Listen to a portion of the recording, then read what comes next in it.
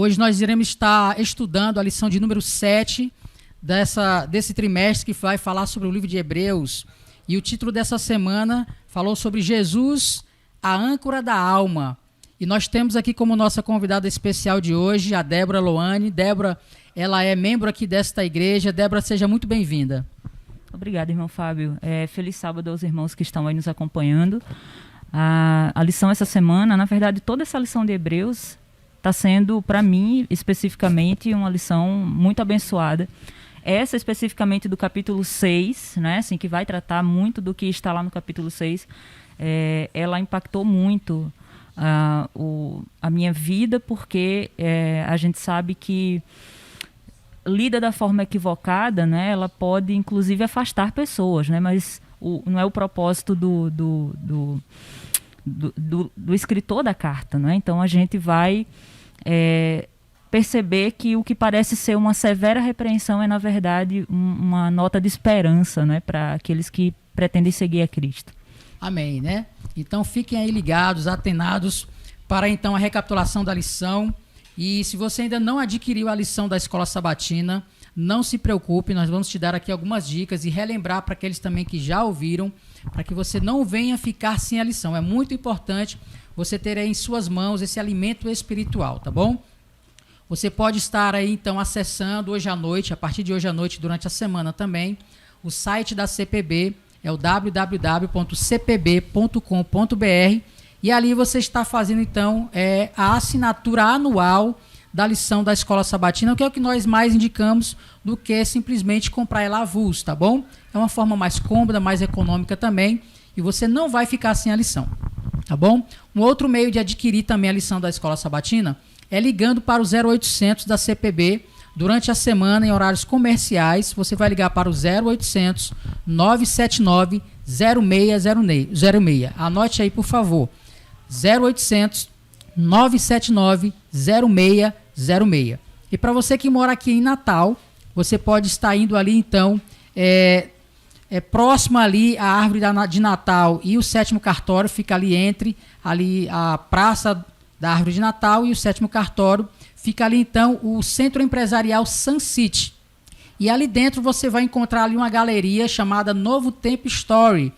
E ali você vai então entrar ali e vai conseguir a lição da Escola Sabatina e outros alimentos espirituais também para a sua vida, para você crescer em fé e em graça em Cristo Jesus, tá bom? Então tá aí algumas dicas, espero que você tenha anotado aí e não fique sem a lição.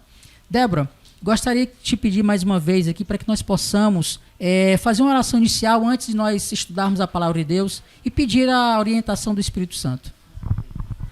Oremos, irmãos.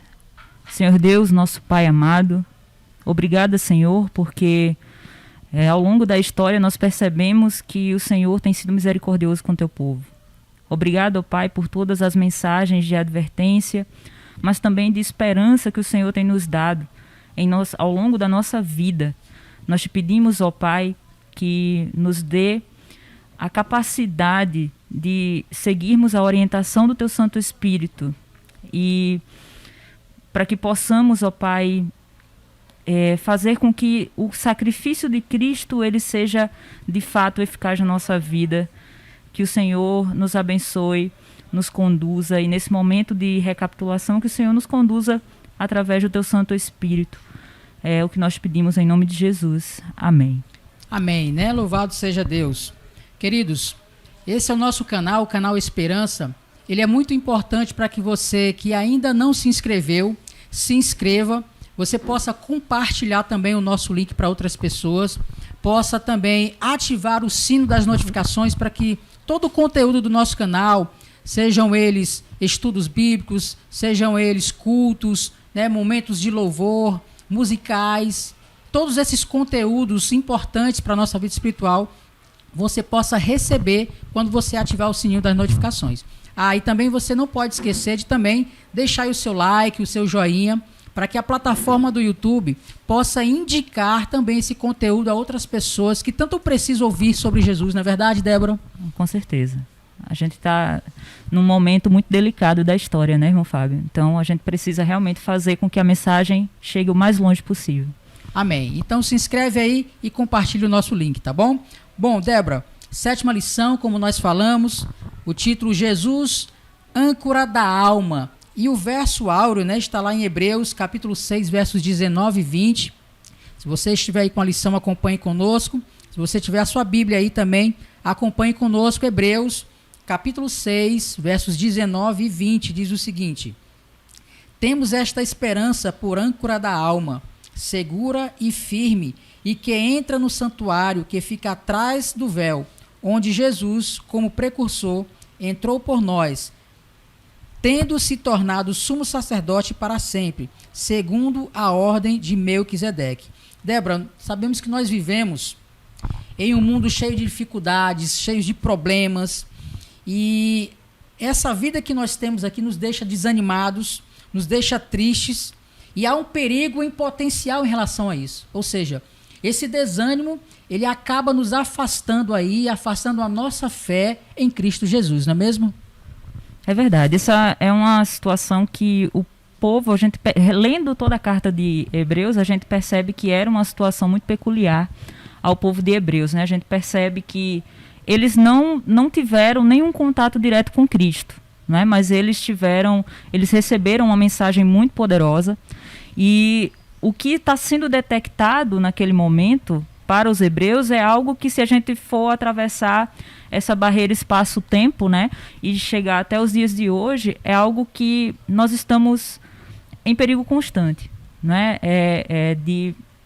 Em meio às dificuldades, em meio a perseguições, eu não diria, porque eu acho que ainda não chegou o momento. Acho muito difícil alguém chegar ao ponto de dizer que está sendo perseguido por causa da própria fé, né? Mas em um momento de grande dificuldade como é agora, né, nos dias de hoje, tendo em consideração o mundo que está à nossa volta, então nós também temos essa mesma... nós incorremos muitas vezes nos mesmos erros que eles, e também corremos os mesmos riscos que eles correram, né? Que é justamente de desanimarmos, até chegar a um ponto que a gente não quer mais ouvir o apelo do Espírito Santo na nossa vida, né? E isso é um perigo que o apóstolo aqui, a gente entende como Paulo, né? O autor de Hebreus, apesar de que existem muitas referências e possibilidades, mas ele está aqui justamente apresentando possibilidades, e às vezes ele é muito duro, e depois ele diz: olha, amados, isso não precisa acontecer com vocês, eu acredito que existem coisas melhores, né, e que vocês não alcançaram aquele ponto de não retorno, né, vocês ainda têm uma chance, caso observem aquilo que vocês receberam como herança, né? Então a gente tem que também se colocar nessa posição e fazer uma análise muito criteriosa da nossa vida, da nossa condição, para saber se realmente precisamos e onde precisamos mudar. É verdade. A gente falou um pouquinho aqui sobre os problemas, as dificuldades, perseguições, embora, como você falou, ainda não é a perseguição final, mas sofremos certos tipos de perseguições ainda hoje. E muitas das vezes ficamos desesperados, e aí nós precisamos, então, de uma âncora firme. E aí onde a lição ela entra, e a gente vai falar um pouquinho lá na frente sobre isso daí, que é a nossa âncora firme, né, ao qual nós tanto almejamos, ou alguns chamam também de porto seguro, é o nosso Jesus, né?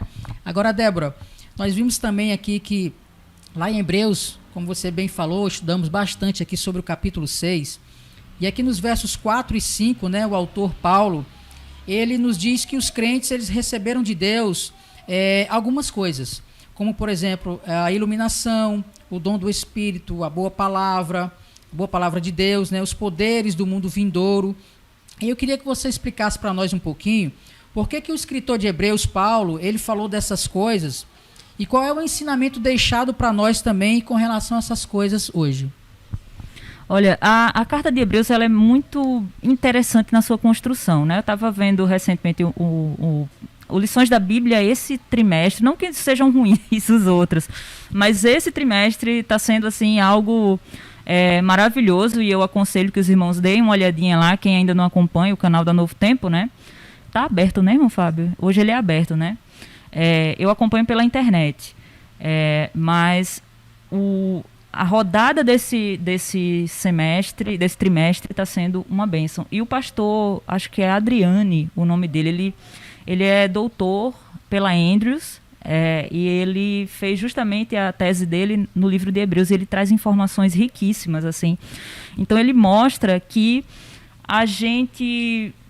a construção do livro de Hebreus, ela é muito interessante porque ela tem a exposição e tem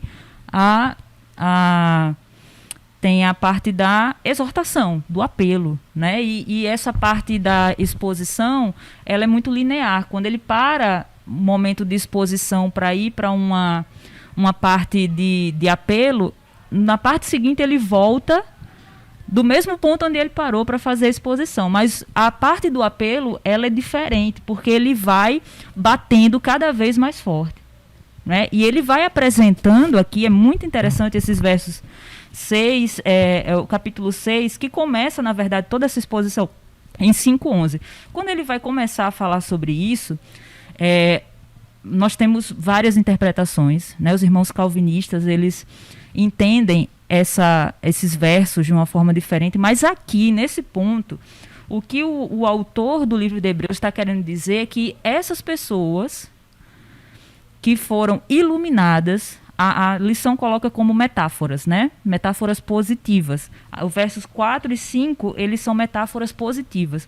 Então ele diz, olha, essas pessoas, esse grupo, foi iluminado, ou seja, experimentou, né, o conhecimento verdadeiro de Deus, e aí ele vai dizendo, provou o dom celestial, se tornou participante do Espírito Santo, provou a boa palavra de Deus, os poderes do mundo vindouro. Então, não foi uma categoria qualquer, não foi alguém que teve uma breve iluminação ou um breve contato com a palavra e se afastou. Não, ele está dizendo, essas pessoas de quem nós vamos tratar agora são pessoas que tiveram uma experiência real com Deus. E aí muda o tom a partir do verso 6. Né? A gente vai ver essa mudança que o irmão Fábio vai dar aí a deixa, né? Mas quando ele fala a respeito dessas metáforas, ele está mostrando que essas pessoas tiveram um contato verdadeiro com Deus. E aí ele diz assim, é impossível. E a gente só vai ver no verso 6 o que, de fato, ele está dizendo que é impossível para essas pessoas que, em um momento da sua vida, tiveram um contato real, verdadeiro, com o Evangelho de Cristo. O autor aqui também, Paulo, aqui um pouco mais abaixo, né, ele fala que a geração do deserto, né, ou seja, essas pessoas que realmente tiveram um contato pessoal, né, vivo e verdadeiro com os poderes de Deus, os milagres de Deus, eles também tiveram todas essas oportunidades de salvação em Cristo Jesus, né, e eles apostataram de Deus. E aí o autor aqui também, ele nos chama a atenção que da mesma forma que eles tiveram essa experiência com Deus, e nós também temos essa experiência com Deus, também estamos sujeitos também ao mesmo perigo de apostasia, não é verdade, Débora? Com certeza, é o que ele está afirmando aqui, né? Ele está dizendo que essas pessoas, veja, não foi qualquer experiência que elas tiveram, né? Elas tiveram uma experiência real, verdadeira, intensa com Cristo, né? E aí, no verso 6, ele vem com o verso falando a respeito da queda.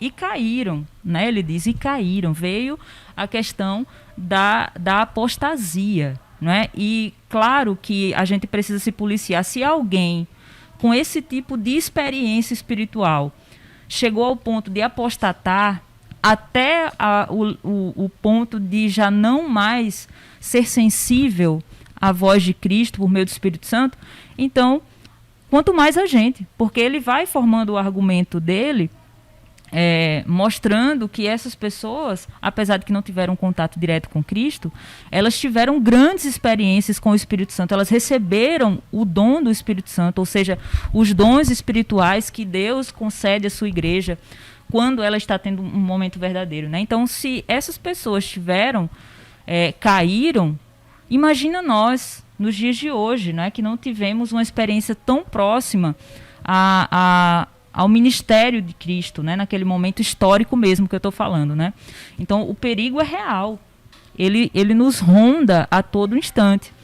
né? E a gente estava falando sobre perseguição, queria só fazer um parêntese aqui, né? Porque, de fato, a gente pensa que só a perseguição pode nos afastar de Cristo, né? A perseguição constante, perene, e que a gente espera para os últimos dias, né? Mas a gente também tem que prestar atenção a algo que é muito importante, que o apóstolo mesmo aqui, o autor do Hebreus, ele vai falar, ele diz, olha, cuidado para não se tornarem indolentes, né? Ou seja, cuidado para vocês não se tornarem negligentes ou preguiçosos. Preguiçosos seria a melhor... A mais próxima, né? O mais próximo. Então, ele diz assim, é muito importante ele fazer toda essa concatenação de pensamento, porque a gente também pode cair mesmo sem estar em perseguição. Né? Como Ellen White fala, o inimigo nos embalando no sono. E o perigo constante, né? Exatamente, é um perigo real, todos os dias. Se a gente for ver, a gente debatia muito isso na escola sabatina, né? Nas lições em classe, quando a gente estava mais à vontade para fazer isso, né? Período pré-pandêmico, a gente debatia muito sobre isso, que hoje, por exemplo, nós que somos adventistas, né? Especificamente o nosso caso, né?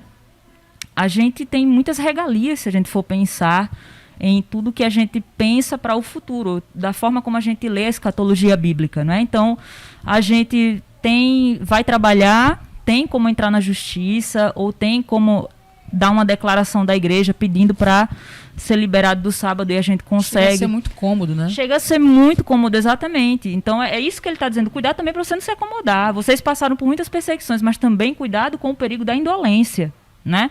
Porque a gente tem Kênia está aqui por trás das câmeras, né, Kênia? A gente tem, por exemplo, o Enem, né? A gente tem que ficar isolado. É horrível essa experiência, né? De você ficar isolado ali e passa um tempão, vai terminar a prova de 10 horas da noite. Hoje já vamos fazer em 2 domingos o Enem. Então, para a gente está muito fácil, entendeu? Ser adventista hoje está muito fácil, para falar a verdade, né? Porque a gente não está sofrendo perseguições, mas a gente também tem que estar atento sobre isso. A argumentação que ele vem construindo desde o verso de 5:11 é justamente falando, olha, vocês deveriam ser mestres e estão tomando leite ainda, nada de alimento sólido. Então, assim, a gente no comodismo não está crescendo. Qual é o objetivo? O autor de Hebreus, ele não está querendo bater no povo. Ele está querendo dar uma mensagem de esperança, mas ele precisa ser firme. E ele diz, olha, puxão de orelha, né? É um puxão de orelha, exatamente. Ele diz, vocês deviam estar ensinando coisas profundas. Vocês deveriam estar se aprofundando no conhecimento e vocês deveriam estar comendo alimento sólido. Mas eu tenho que parar aqui para falar com vocês sobre coisas básicas, né? Estão tomando leite ainda, né? Que é algo muito... A gente associa ao leite materno, né? Aquilo que a gente toma lá no iniciozinho da nossa existência, enfim, algo que não nutre necessariamente, né? Então, eles, vocês estão... E isso, exatamente, que é importante para a formação, mas que a gente tem que ir mudando, né? A gente vai mudando. Quem é pai aqui, irmão Fábio é pai, né? Sabe que tem um momento em que você faz uma transição alimentar com os filhos, né? E essa transição é importante. Então, para nós, a aplicação é direta. Eles olham, cuidado, tenham cuidado. Vocês não estão crescendo, e é por isso que estão caindo, né? E chegando a esse ponto da impossibilidade de retornar. É verdade. Você comentou aqui sobre o verso 6, e falando um pouquinho sobre esse verso 6, o autor aqui de Hebreus, ele diz o seguinte, olha, que é impossível para Deus restaurar aqueles que caíram, pois de novo estão crucificando para si mesmos o Filho de Deus. E aí, como você bem falou, né, esse afastamento de Deus, né, causa nas pessoas essa apostasia, e ao mesmo tempo que isso acontece, essas pessoas, elas rejeitam a Deus, e chega a dizer o autor aqui que eles estão crucificando o Filho de Deus. Eu queria que você explicasse para nós aqui um pouquinho o que significa essa expressão, onde os crentes aqui, eles estão crucificando o Filho de Deus. Isso, essa questão, é bom a gente ligar essa passagem aqui do verso 6, né, até o capítulo 10, que a lição também vai fazer esse link, né? Quando ele está falando a respeito de que não mais, né? Ele diz assim, é impossível renová-los para arrependimento, porque vocês estão crucificando para si mesmo. Ele diz não só isso, irmão Fábio, ele diz crucificando o Filho de Deus e expondo a ignomínia ou a vergonha, né? Então ele diz assim, a partir do momento em que você está numa posição, você não é aquela coisa de você não conhecer, você conhece, você experimentou, você passou por tudo aquilo que um cristão verdadeiro passa. E quando você deliberadamente, é isso que o capítulo 10 vai falar, né? Ele diz assim, quando você, acho que é na NVI que ele fala, deliberadamente peca. Ou seja, esse é o ciclo muito interessante da pregação de Paulo aqui, né? Porque ele começa lá no capítulo 2 dizendo, como vamos renegar a essa fé? Né? E aí chega no capítulo 3, capítulo 4, ele diz, se ouvirem sua voz, né? Não endureçam o vosso coração. Não é isso? Aí chega no capítulo 5, ele diz, vocês são tardios de pensamento. Né? Então, quando ele fala aqui a respeito de crucificar a Cristo e que eles não estão indo no caminho do arrependimento, é porque eles estão deliberadamente pecando e dessa forma se tornando insensíveis à palavra de Deus. Então é como se aquele sacrifício de Cristo ele não valesse absolutamente nada. E aí a gente pode dizer até que o pecado consciente, né? Sim, é exatamente o que ele está falando e que ele vai reafirmar no capítulo 10. Essa gradação da exposição dele, da exposição não, do apelo, da exortação, ela vai crescendo. E quanto mais vai crescendo, mais ele vai batendo, mais ele vai dizendo, olha, vocês... No capítulo 10 ele é ainda mais explícito. Ele fala a respeito de recusar o sacrifício de Cristo e ainda diz assim, vocês estão pisando Cristo, colocando Cristo como estrado dos seus pés, pisando, calcando, né, a Cristo. Então, aqui o que está acontecendo é que eles estão encarando Cristo como o próprio inimigo. Eles estão encarando Cristo como inimigo, né? Do mesmo jeito que aconteceu em Mateus 12. Quando Jesus vai falar sobre o pecado imperdoável, ele está expulsando um demônio. E aí o que é que os discípulos falam? Ele está fazendo isso em nome de quem? De Satanás, de Beelzebu. E ele diz, em outro momento, que ele diz assim, eu fui ungido pelo Espírito. Então, quando você está fazendo alguma coisa contra Cristo, você está fazendo contra o Espírito Santo. E ele diz que contra o Espírito Santo não existe volta. Então, significa que se você está encarando Cristo e, ao mesmo tempo, obviamente, o dom do Espírito como inimigo, pisando, expondo a vergonha, então você está sacrificando Cristo novamente. Você está fazendo com que aquele sacrifício não valha absolutamente nada. Né? Então é isso que ele está tentando comunicar ao povo, para que eles não cheguem a esse ponto. Não cheguem ao ponto de fazer isso, porque ele está dando o exemplo daqueles que fizeram e que não tiveram mais oportunidade. O autor aqui também, Débora, ele nos mostrou que consequência disso daí é a luta contra o eu. Ele fala aqui um pouquinho que a essência da vida cristã é tomar a cruz e negar a si mesmo, né? E aí ele vem falar no verso seguinte aqui, que ele diz o seguinte, olha, a luta entre Jesus Cristo e o eu é uma batalha espiritual mantida até a morte. Eu queria que você comentasse um pouquinho sobre essa questão aí, de lutarmos contra o eu, essa luta que há entre nós e Cristo, né? A luta contra o eu ali, que vai até os últimos dias da nossa vida, é verdade isso? Pois é, ele diz aqui, é uma batalha que não se ganha de uma vez só. Né? É algo que a gente vai combatendo durante todo o nosso relacionamento e durante toda a nossa vida, né?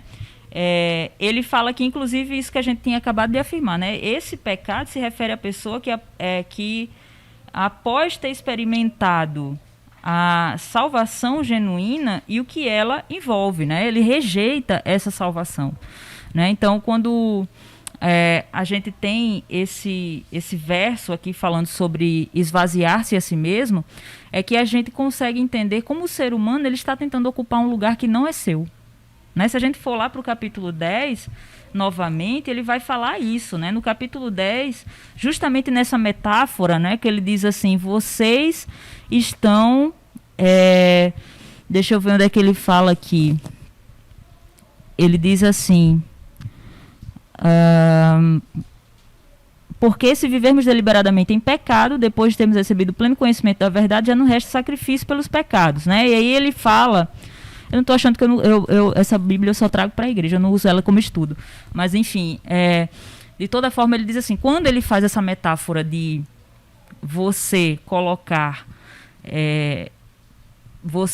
do ser humano pisar Cristo, colocá-lo como estrado dos seus pés, ele está invertendo uma lógica que o próprio Cristo disse. Ele disse, eu coloco os inimigos por estrado dos meus pés, eu piso o inimigo. E aí o ser humano, ele vai lá e quando ele está num momento de afastamento espiritual, quando ele não está crescendo espiritualmente, é como se ele tentasse ocupar o lugar de Cristo. E no momento que ele pisa, ele está declarando inimizade.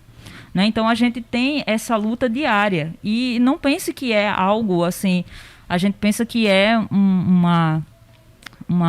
a gente lendo, né, dessa forma, a gente pensa que é algo assim, uma batalha cósmica que acontece na nossa existência. Não, são questões do dia a dia, né, em momentos muito particulares da nossa vida, situações muito peculiares em que a gente simplesmente tira Cristo do lugar dele e se coloca tomando certas decisões sem, por exemplo, consultá-lo, né? Ou simplesmente fazendo algo que deliberadamente é o oposto do que ele gostaria que fizéssemos. Então essa briga pelo eu, ela nem se vence de uma vez só, como diz a lição, e é real, como ela dura a vida inteira. Então todos os dias nós estamos tentando vencer a batalha, mas se a gente está querendo vencer ao lado de Cristo, então ele sempre vai ocupar o espaço que lhe cabe, que é superior a nós. Né? E aí, se a gente quer vencer por conta própria, então a gente vai fazer de propósito aquilo que Cristo não quer e vai tentar ocupar o lugar dele.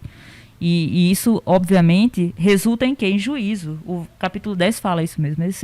O que vai acontecer é juízo. Não tem outra forma de comentar, né? De dizer isso. É duro? É. Mas é uma advertência que a gente precisa ouvir muito bem, né? Estar bem atento para isso. É uma advertência necessária para todos nós, né? Você que está nos assistindo aí, se você quiser colaborar com o seu argumento, tá bom? Você pode colocar aqui no chat, que a gente vai então observar aqui, e na medida do possível a gente também vai fazer o nosso comentário sobre o que você escreveu aqui também, tá bom? É muito importante para nós a sua opinião, tá bom? Fique à vontade.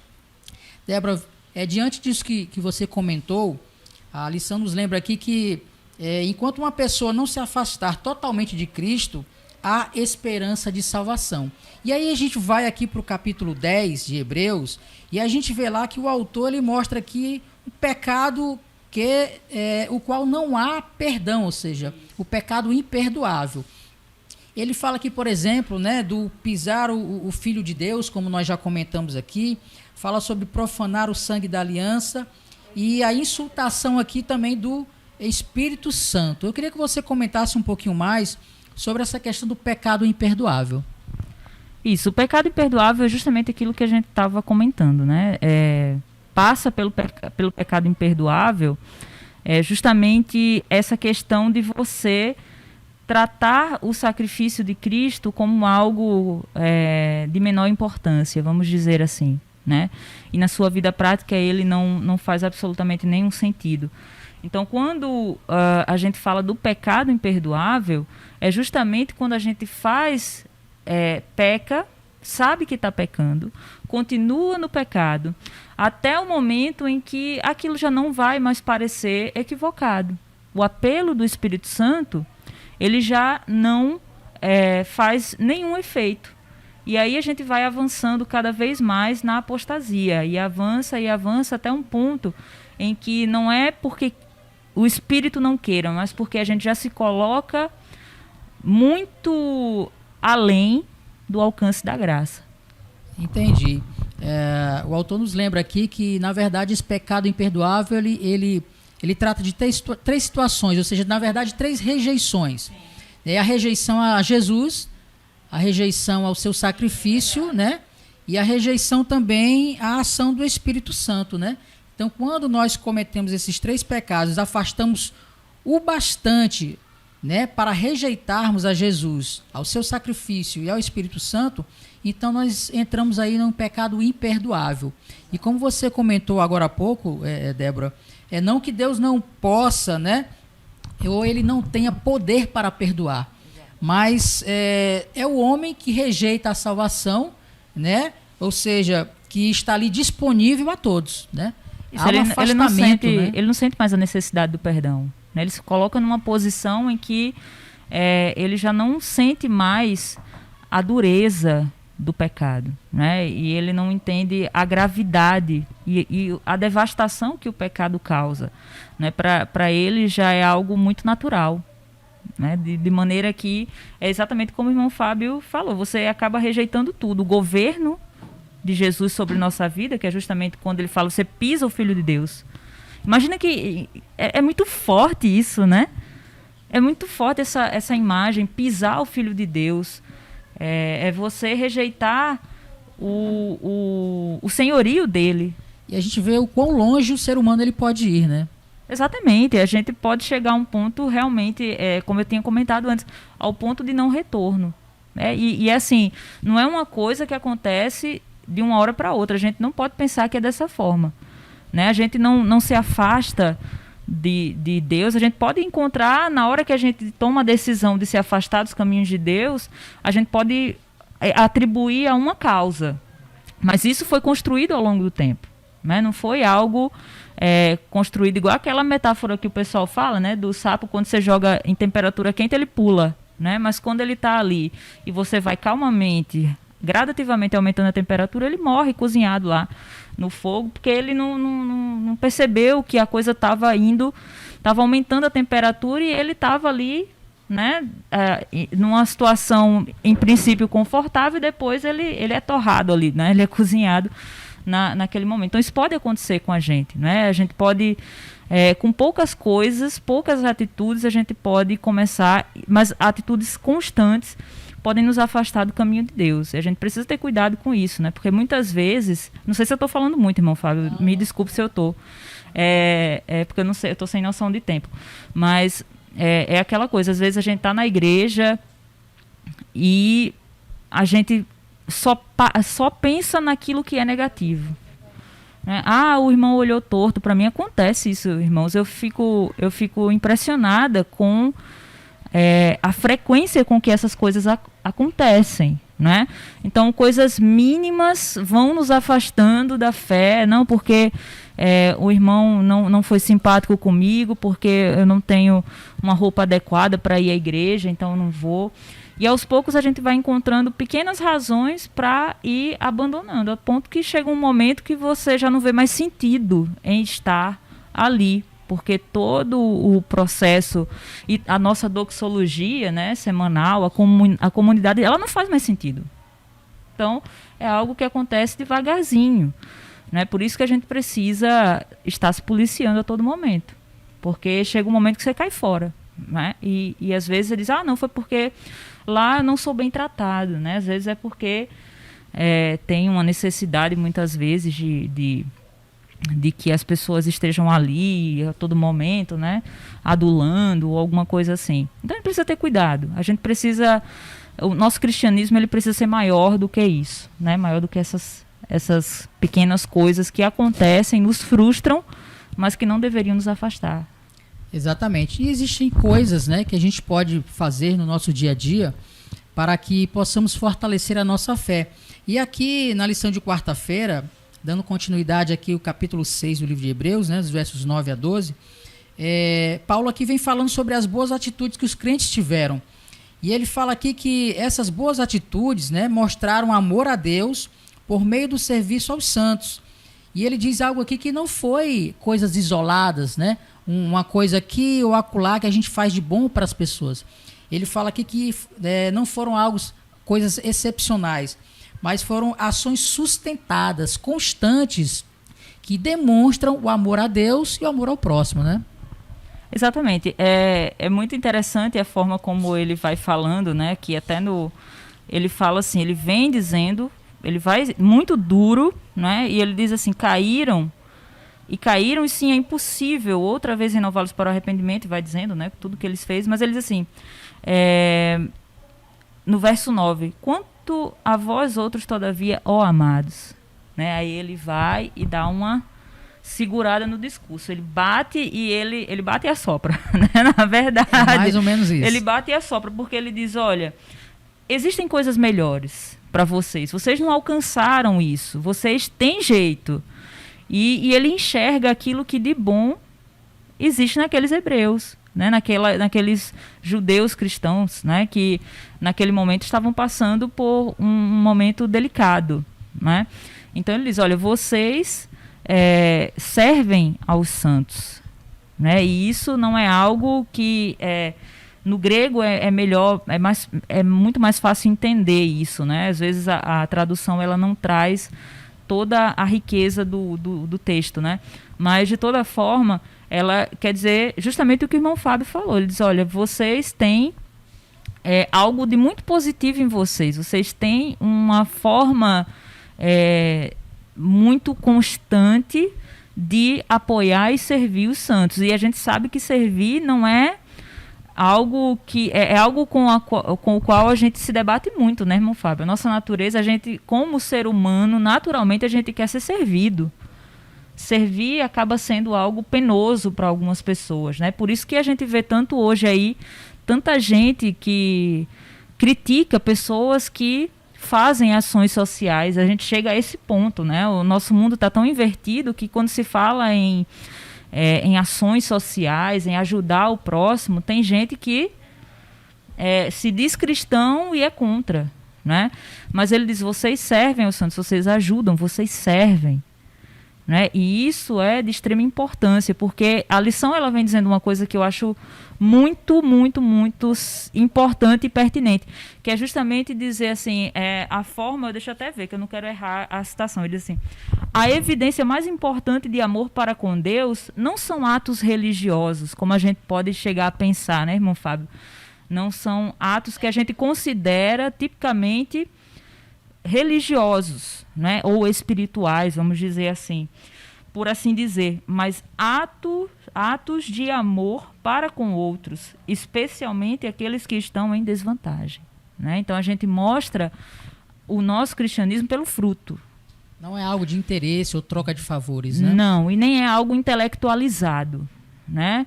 Porque a gente pode se perder nisso. Não que o estudo da Bíblia é essencial.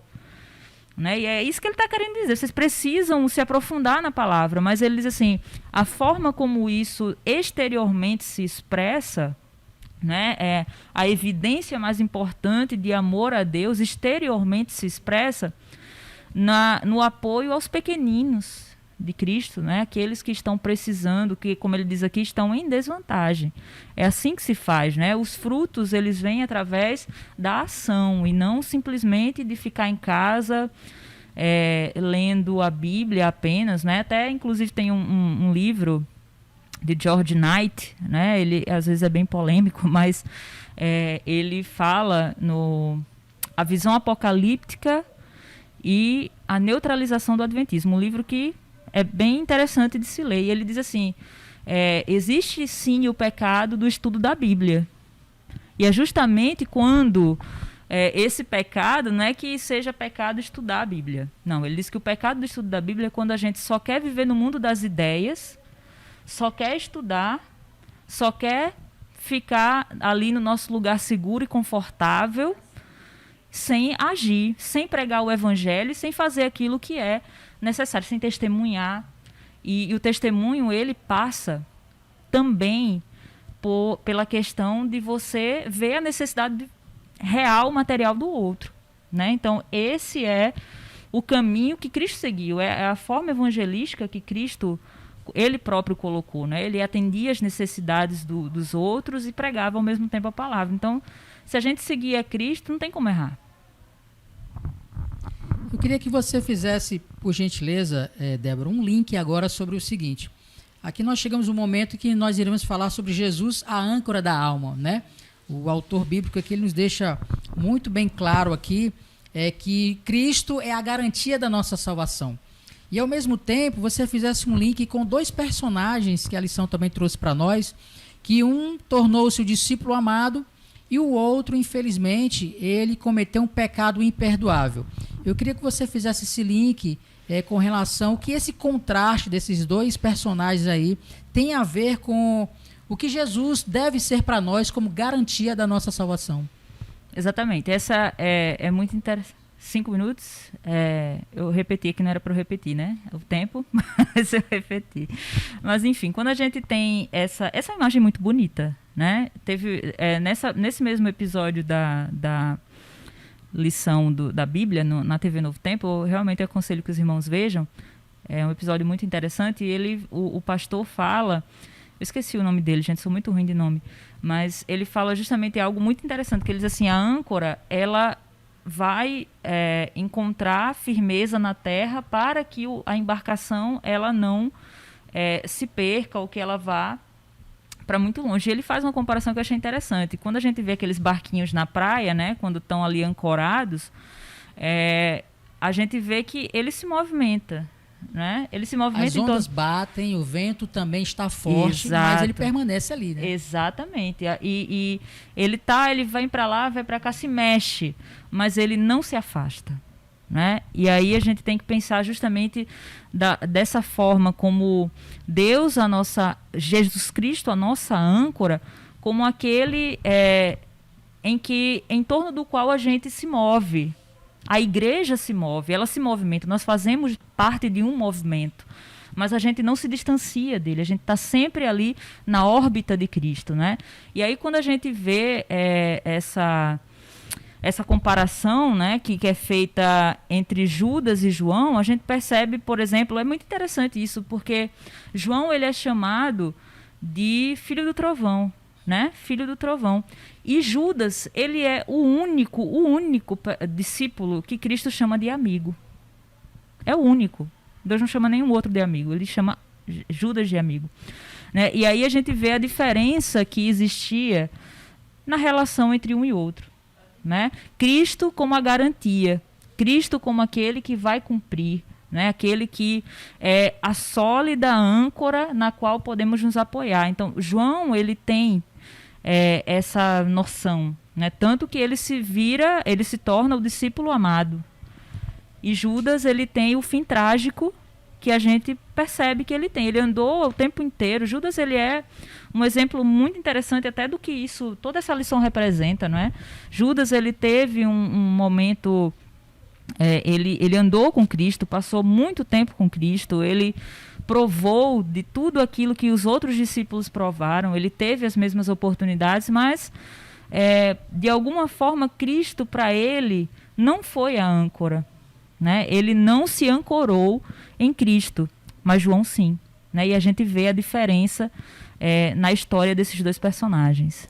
A lição nos mostra aqui que Jesus, né, foi para os 12 alguém que amava a todos, mas João, em especial, ele era mais receptivo ao Espírito, né? Está aí a dica, então, que a lição nos traz hoje.